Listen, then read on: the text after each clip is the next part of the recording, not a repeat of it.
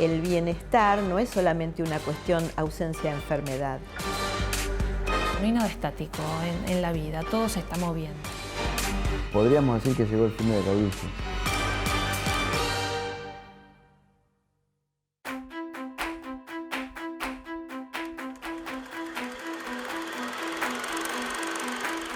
Hoy en día es completamente normal salir a la calle, dar una vuelta y ver cientos de peinados diferentes. Personas con cabello más largo o más corto, cuidado o descuidado. Pero lo que nunca nos preguntamos, ¿cómo se usaba el pelo en otras épocas? ¿Qué significaba tener el pelo largo o corto? ¿Y qué significaba ser calvo? Allá a lo lejos, en la prehistoria, hace miles y miles de años, nuestros antepasados no le veían un sentido estético al pelo, lo cual no les impedía cortárselo. Esto era por cuestiones prácticas, de comodidad o ceremoniales. Los egipcios fueron de los primeros en considerar al cabello un elemento fundamental de la belleza física. Pelucas y tintes son inventos egipcios. A ellos le debemos el invento del henna, utilizado hasta nuestros días para teñir con colores rojizos. Los griegos adoraban tener cabelleras cuidadas con rizos y ondas, hechos con mucho detalle.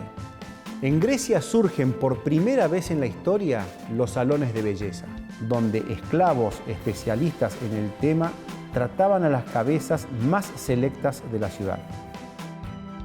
En la Edad Media, en una época donde el jabón era considerado un lujo, la única manera de proteger al cabello de los piojos y la suciedad era la utilización de capuchas, velos, gorros y sombreros en invierno y en verano. En Renacimiento, el culto a la belleza personal fue un valor que se rescató de las tinieblas.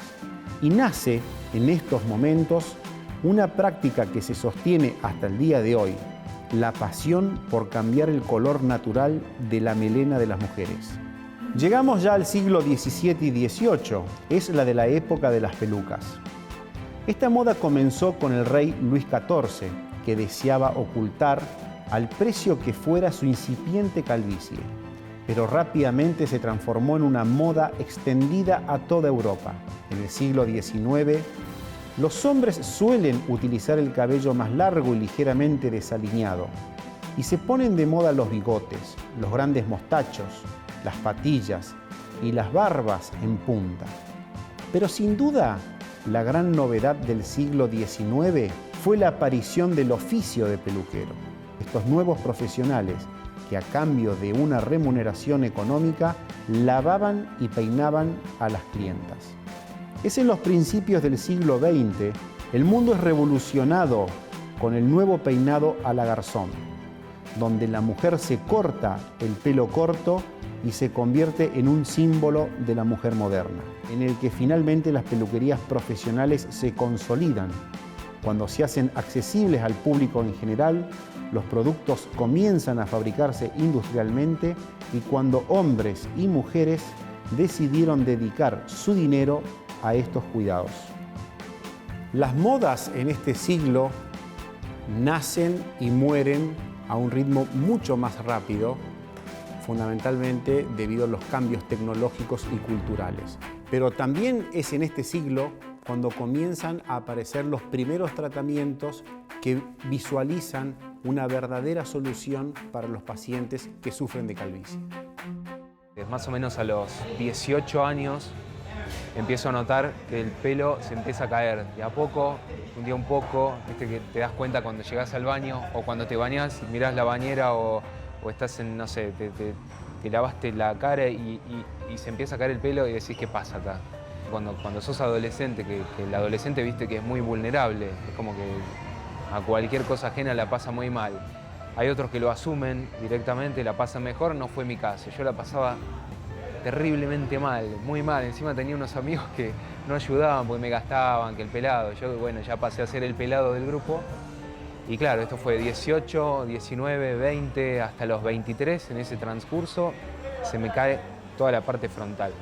A ver, tuve pelo largo, tuve mucho pelo, pero nunca fui un tipo de pelo... No era el Rey León, ¿me entendés? Y uno a medida que va pasando el tiempo, vas viendo tu cambio. yo empecé a tener menos pelo. Y uno cuando es chico, adolescente, dice, yo cuando llegue, si llego a ser pelado, me pelo. Sí, ¿cuál es el problema? Quedo pelado, todo fantástico. Pero a medida que va pasando el tiempo decís, che, y te empiezan a decir pelado, che, se te están cayendo las chapas. Te empieza a joder un poco, ¿me entiendes? La autoestima te jode. Y la autoestima desde niño se nutre básicamente de la mirada del otro, la mirada de los padres, del maestro, del afuera, de los pares. En la medida que crecemos, ese locus de control, esa cuestión es más interna, ya tenemos preformada ya una identidad personal. Entonces, lo que vemos es que hay adultos que tienden a tener una atribución, lo que llamamos los psicólogos de locus externo. ¿Qué quiero decir con esto? Que atribuimos nuestras percepciones, mejor dicho, nuestras percepciones son atribuidas a cuestiones externas. La mirada del otro tiene un rol muy importante. Supongo que le debe pasar a muchísima gente, pero es como un tema tabú porque mucho no se habla y los hombres es como que no asumen que les cuesta el tema, qué sé yo, que los traumatiza en cierto punto el ser pelados y bueno, por ahí se los guardan. De hecho, tengo amigos que yo sin haberles dicho nada, los escuchaba hablar en un asado, qué sé yo, y todos esquivan el tema. Y no sé, ¿qué ganan esquivando el tema? Si vas, te lo haces, es un toque y sos otra persona, la verdad. En general, son temas sí, un poco tabú porque si bien hay, me parece, ¿no? Como hay un auge de la imagen y del querer gustar y agradar y mostrar lo mejor y que si algo me falta no se note, hay todo un conflicto con esto. Yo siempre le digo a mis pacientes, los fantasmas en la oscuridad dan más miedo. Cuando uno ventila las cosas que nos preocupan en un medio de confianza, en una relación que contiene y que no va a ser, digamos, cuestiones de bullying o de burla o de lo que fuera, obviamente eso alivia y ayuda a generar un diagnóstico y a generar un tratamiento adecuado, como en todas las cuestiones que tienen que ver con la salud. Una vez que estoy con mis pacientes, me transformo y me olvido de los problemas cotidianos, de la calle, de la realidad social y me concentro absolutamente en cada uno de ellos para tratar de darle la solución que corresponda. Hoy el abanico de posibilidades para los pacientes abarca desde que recién empieza con la primera caída de pelos hasta el calvo total. Tenemos la solución para todos. Y eso fue evolucionando. Nutrifol, la sigla es nutrición intrafolicular porque en realidad no es más que una vía de abordaje de tratamiento que es la mesoterapia, que es colocar directamente en el cuero cabelludo a nivel de la unidad folicular, en la dermis, en la capa profunda de la piel, un cóctel de medicamentos regeneradores capilares y celulares que es extraordinario. Un shock de nutrientes actuando ahí en la raíz. Eso lo que genera es un estímulo de crecimiento, un control caída en el caso de cuando hay muchas caídas, sobre todo en las mujeres, tenemos muchas pacientes que tienen un efluvio muy importante y con el Nutrifol lo controlamos. A su vez estimulamos el crecimiento, mejora la calidad del pelo, es un tratamiento, un aliado fundamental para control caída y para mejorar la calidad del pelo. El finasteride realmente es una droga magnífica, es el único antialopésico al día de hoy aprobado por la FDA. Cuando tenemos esta carga genética, los cabellos que están en la región superior tienen en las raíces información para en algún momento determinado afinarse y finalmente caer. El finasteride lo que hace en más del 95% de los casos es frenar con muchísima efectividad, ¿sí?, este proceso de afinamiento y caída. El minoxidil es una vieja y conocida droga, un vasodilatador, que lo que genera es un aporte de mayor nutrientes y oxígeno a nivel del cuero cabelludo con sus aplicaciones tópicas, porque es un spray. Logra frenar y engrosar el pelo existente y en algunos casos tener un recrecimiento también del pelo donde estemos trabajando. Los cabellos para nacer sanos y fuertes, naturalmente las raíces están medio centímetros debajo de la piel y necesitan de vitaminas, aminoácidos y minerales. Entonces le hacemos un aporte, ¿sí?, de vitaminas y aminoácidos que son estrictamente para el pelo, que realmente funcionan de una manera estupenda. Son productos realmente inocuos, naturales y con muy buenos resultados y satisfacción en la mayoría de los pacientes. Yo creo que llegó el fin de la calvicie. Requiere de otros parámetros, otras variables que hay que analizar, por supuesto, porque tenemos todas las maniobras para evitarlo, ¿sí? Luego hay que ver cada paciente y cada caso en particular, por supuesto, ¿no? De ganas, de decisión y de tiempo de las personas. Pero si todo eso fluye, llegó el fin de la calvicie, ¿sí?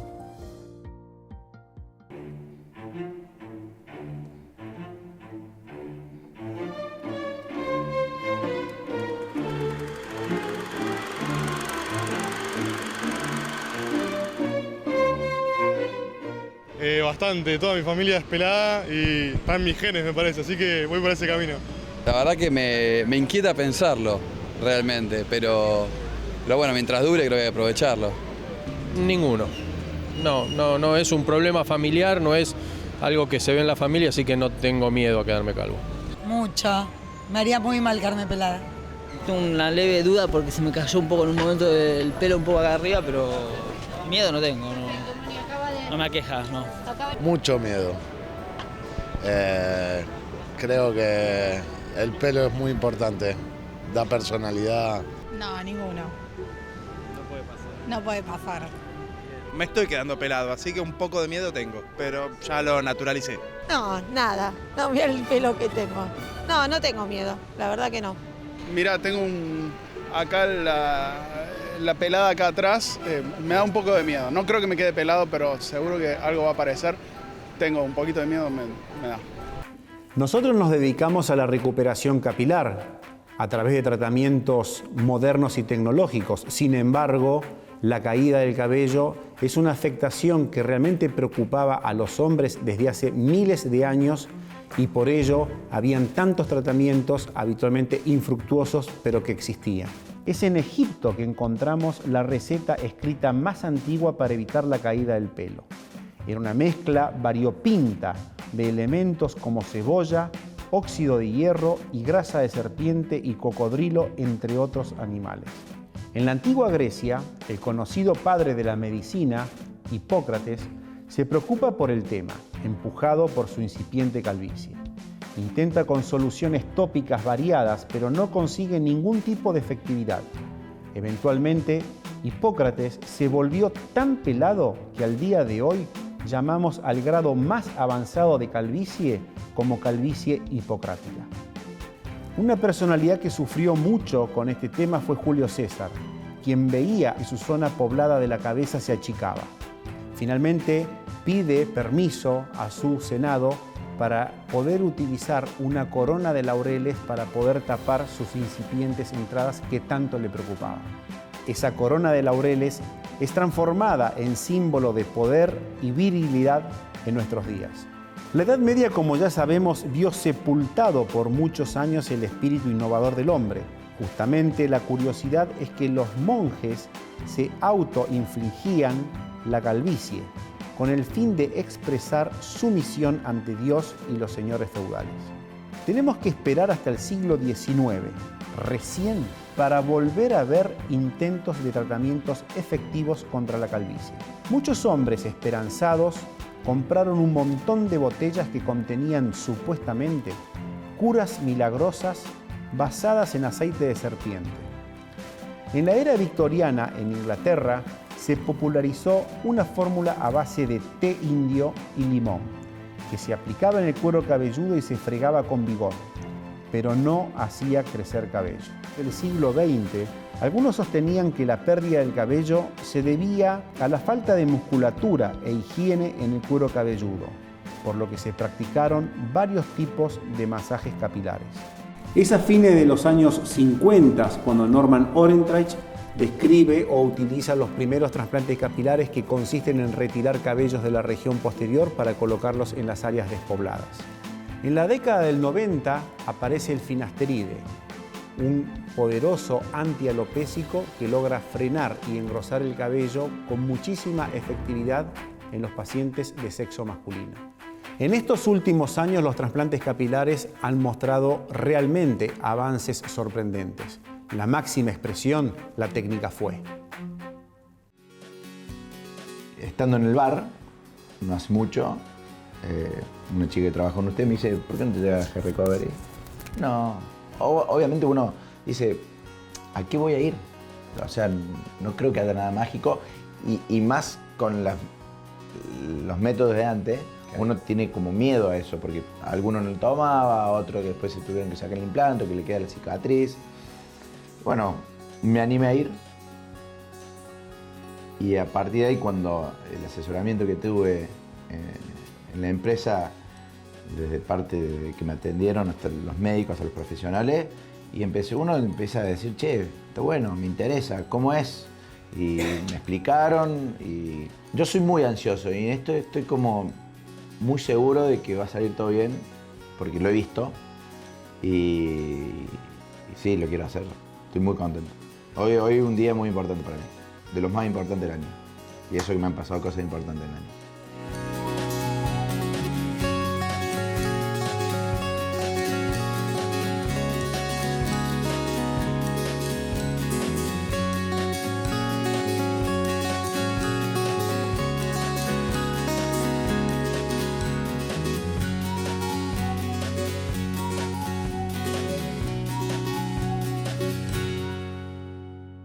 Normalmente en aquellos pacientes que necesitamos restaurar un cuero cabelludo que a lo mejor ya perdió toda la superficie de arriba, es de fundamental importancia el cirujano actuante, porque junto con el paciente y en una sala de fotografía y diseño digital que tenemos en nuestras clínicas, en un espejo de 3 cuerpos, vamos a compartir con el paciente su nuevo diseño. A la gente hay que escucharla, ¿viste? La gente viene muchas veces y uno por ahí se concentra en algo puntual, pero hay que abarcar al paciente en forma completa. Fundamental trabajar en equipo por la atención que uno tiene que dar al paciente, la calidad que le tiene que presentar al paciente. La técnica FUSE se conoce a un poquito más de 20 años, ¿sí? Y es una técnica donde todo le dicen la tirita. Lo que se hace en realidad es un strip de piel donde se retira la zona posterior, la zona de la nuca, y lo que se logra es, a través de esa tirita, se fragmenta en fragmentos chiquitos y se vuelve a implantar en la zona que sería, nosotros llamamos zona receptora, ¿sí? O zona donde se perdieron los folículos posteriormente. Ya la otra técnica, la técnica FUE, consiste en una extracción, a la diferencia de la otra, una extracción unitaria a través de un maquinario, de una extracción unitaria de la unidad folicular, ¿sí? Se hace también con anestesia local, ¿no es cierto? Y una vez que has retirado todos los folículos uno a uno, lo que se logra hacer es reimplantarlos en la zona superior. Tiene una ventaja fundamental comparada con las demás técnicas, que es la no producción de ninguna cicatriz, ¿no? Cicatrices mínimamente invisibles. Así que por sesión, por lo general, se logra implantar hasta 2.000, 2.500 unidades foliculares, ¿sí? Vale resaltar que nosotros hablamos siempre de unidad folicular, ¿está bien? Pelos es muy difícil porque varía mucho de cada paciente. Hay pacientes que por unidad folicular tienen 2, 3, 4, 5 pelos. En contrapartida, las unidades foliculares sí, podemos hablar de un número más concreto, que es exactamente lo que sacamos de cada paciente. Esto es importante porque una pregunta que nos dicen los pacientes, yo todavía tengo cabello, ¿estaría para hacerme un trasplante o tengo que quedar calvo? No tiene que quedar calvo, si uno puede colocarle, hoy los instrumentales se han mejorado enormemente, muy superficiales, permite colocar el pelo uno por uno dándole la inclinación original. Y tampoco, porque hay un mito por ahí que dicen, bueno, si yo me hago un trasplante entre medio del cabello que yo tengo original, me podría dañar el pelo original. Esto no es así. Con un trasplante no vamos a dañar el pelo original, ni tampoco que si ponemos 1000 pelos trasplantados, luego uno pueda tener 3000, como sucede con el césped. O sea, si puse 1000, son 1000, no se regeneran tampoco. Crece, normalmente lo puedes cortar, peinar o teñir, y el ritmo de crecimiento será aproximadamente 1 centímetro por mes, como lo hacía en su lugar de origen. Y la técnica FUE tiene una muy buena aceptación en el sentido de la recuperación. El paciente se recupera muy rápido, ¿no es cierto? El paciente a los pocos días está de vuelta a su actividad laboral, a su actividad social. Para mí es una técnica que vino para quedarse.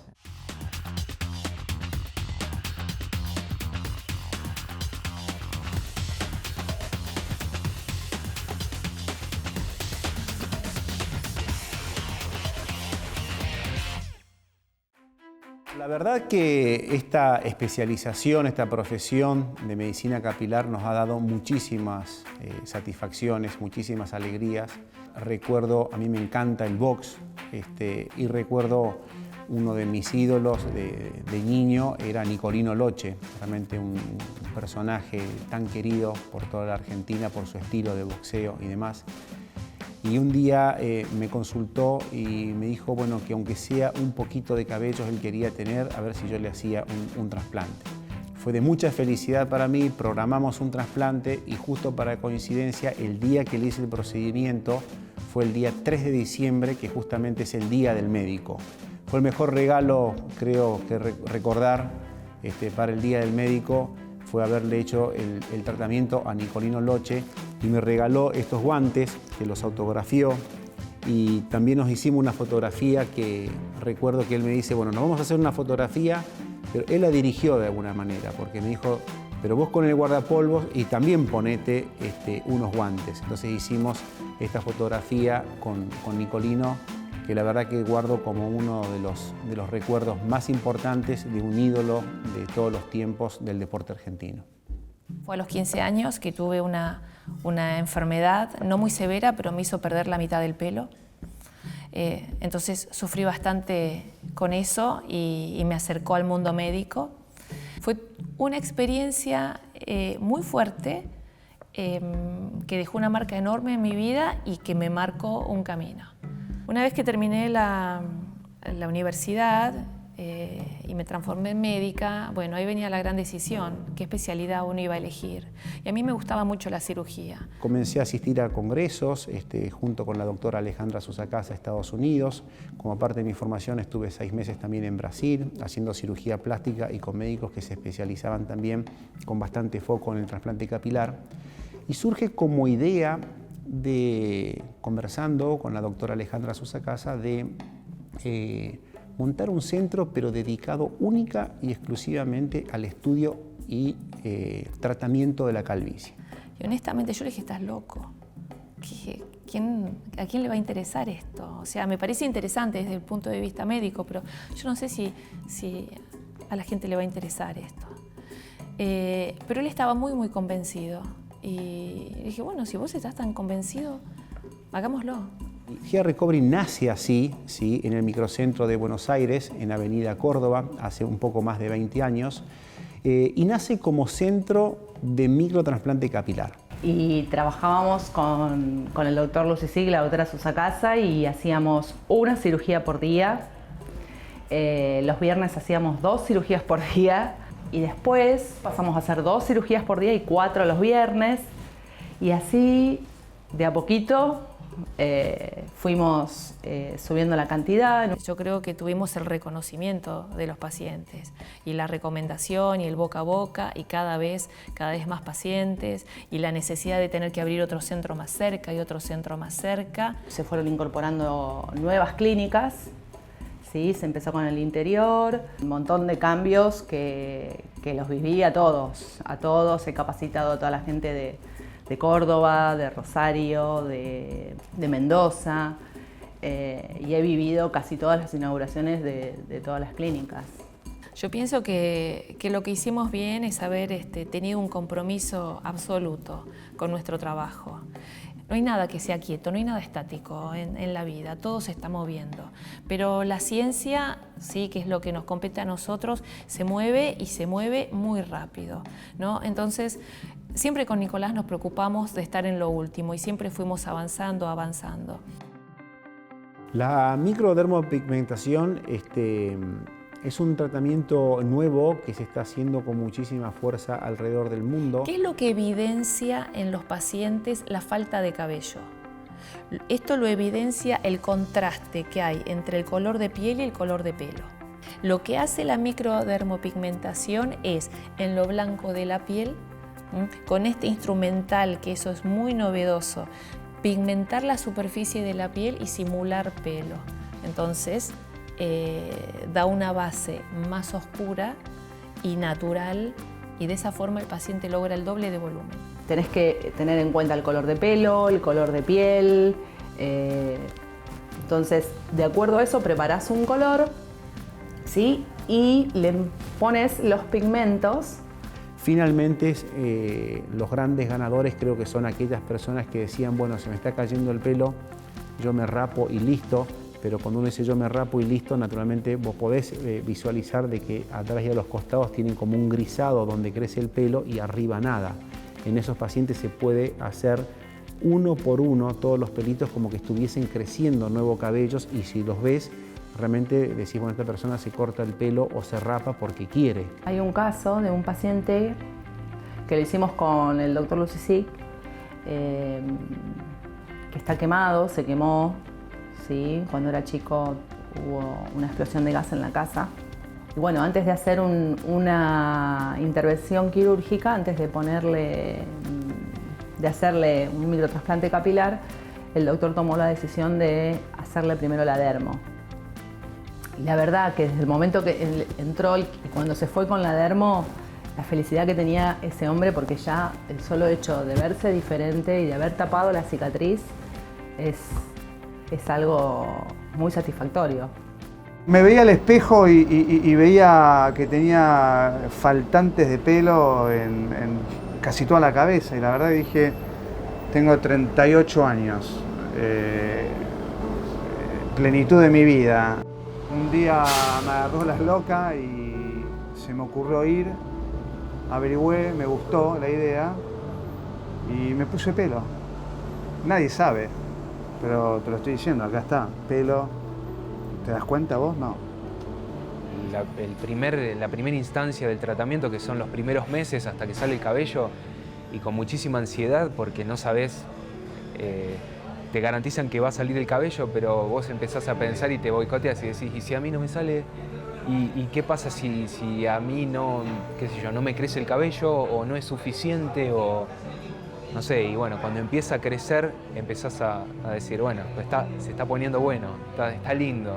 Y ya cuando está más largo y cuando lo empezás a peinar, decís, wow, ya lo puedo peinar. Hay gente que no me veía desde hace mucho tiempo, porque yo cuando vivía en Miami me reencontré, me dice, ¿sos Paul o sos Dani? Dani es mi hermano, somos muy parecidos, y me confundían y no lo podían creer. Le digo, no, soy Paul. Lo que pasa que me estoy cuidando, decidí cuidarme un poquito más.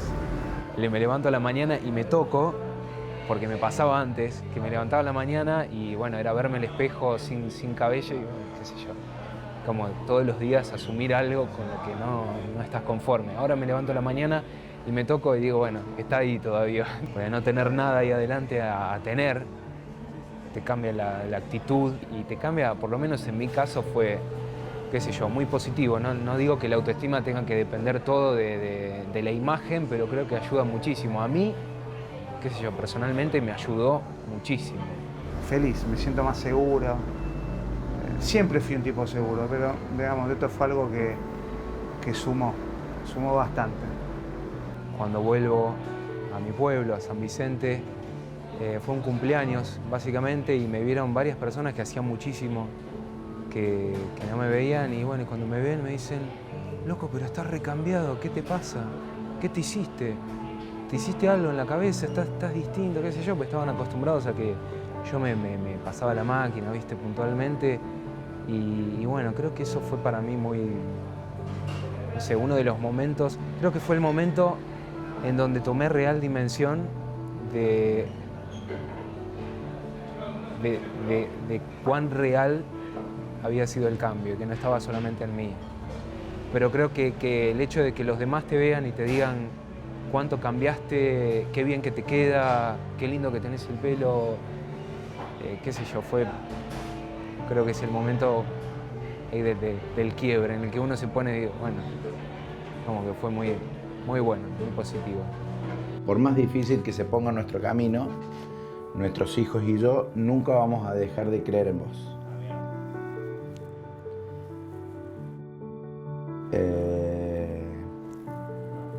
Te amamos, del Benicio Renata. Yo te dije que no iba a llorar y no voy a llorar, pero gracias, mi amor.